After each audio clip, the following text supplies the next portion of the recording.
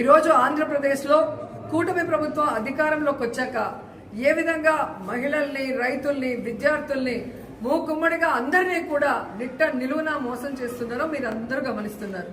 ముఖ్యంగా ఈరోజు చూస్తే కూటమి ప్రభుత్వం అధికారంలోకి వచ్చి 15 నెలలు అవుతుంది. ఈ 15 నెలల్లో రైతుల జీవితాలకి నరకం చూపిస్తున్నారు. ఈరోజు రైతులకి వాళ్ళు చెప్పిన రైతు భరోసా సంవత్సరానికి 20,000 అన్నారు. 2 సంవత్సరాలు అవుతుంది. 5,000 వేసి చేతులు దులుపుకున్నారు. 35,000 ఎక్కడ అంటే పట్టించుకునే నాదుడు లేదు. అలాగే మీరు చూస్తే రైతు భరోసా కేంద్రాల ద్వారా, సహకార సంఘాల ద్వారా రైతులకు ఎంత అవసరమైతే అంత ఎరువులు, యూరియా, విత్తనాలు, పురుగుల మందులు, యంత్రాలు అన్నీ కూడా జగన్మోహన్ రెడ్డి గారు సరఫరా చేసేవారు. కానీ ఈరోజు కనీసం రైతులు తాము పెట్టుకున్న పంటకి కాపాడుకోవడం కోసం యూరియాని అడగటానికి వెళ్తే యూరియా లేదు. మరి కేంద్రం ఇచ్చిన లక్షల టన్నుల యూరియా ఏమైంది రైతులకు ఇవ్వకుండా అంటే ఈరోజు తెలుగుదేశం పార్టీ నాయకులు, వ్యాపారస్తులు కుమ్మక్కై దాన్ని బ్లాక్ మార్కెట్ లో అమ్మేసి ఈరోజు ఏ విధంగా రైతుల జీవితాలతో చెలగాటమాడుతున్నారో మీ అందరూ కూడా గమనిస్తున్నారు. ముఖ్యంగా నా నియోజకవర్గం నగరి గురించి నేను చెప్తాను.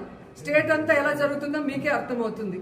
ఎందుకంటే ఈ రోజు నగరి నియోజకవర్గంలో నిన్నటి వరకు రైతులకు కావాల్సిన యూరియా ఇవ్వకుండా దాన్ని బ్లాక్ మార్కెట్ లో అమ్ముకుంటే రైతులు విధిలేని పరిస్థితిలో తమిళనాడుకు వెళ్లి కనకమ్మ సత్రంలో, అలాగే పల్లిపట్టులో, తిరుత్తనిలో, ఎన్నెల్కండ్రిగలో, పొద్దుటూరులో ఈరోజు వెళ్లి ఎక్కువ డబ్బుకి మరి ఈరోజు కొనుక్కొని ట్రాన్స్పోర్ట్ ఛార్జెస్ మళ్లీ కూడా దాని మీద భారీగా వేస్తే ఈరోజు రైతన్నలు వెన్నెముక విరిగిపోయే విధంగా, అంటే ఈ వెన్నుపోటు రాజకీయాలు చేసే చంద్రబాబు నాయుడు ఆఖరికి మామతో పాటు రైతులను కూడా ఎలా వెన్నుపోటు పొడిచారో ఒకసారి చూసుకోండి. ఎందుకంటే ఆయన వ్యవసాయం దండగాని తన మనసులోని మాట బుక్ రాసిన గొప్ప మేధావి. అలాంటి వాడిని నమ్మినందుకు ఈరోజు రైతన్నల జీవితాలు సర్వనాశనం చేశారనేది మీరు అర్థం చేసుకోవాలి. ఎందుకంటే యూరియా ఒక్కటే కాదు, చంద్రబాబు నాయుడు, పవన్ కళ్యాణ్ అధికారంలోకి వచ్చాక ఈరోజు రైతులకు ఇవ్వాల్సిన రైతు భరోసా లేదు, పంటల బీమా లేదు, అలాగే ఈ క్రాప్ లేదు, అలాగే రైతులకి పండించిన పంటకి గిట్టుబాటు ధర లేదు. మిర్చికి లేదు, పొగాకు లేదు, ఉల్లికి లేదు, చీనీకి లేదు, మామిడికి లేదు, వరికి లేదు. మరి ఎందుకు ఈ ప్రభుత్వం?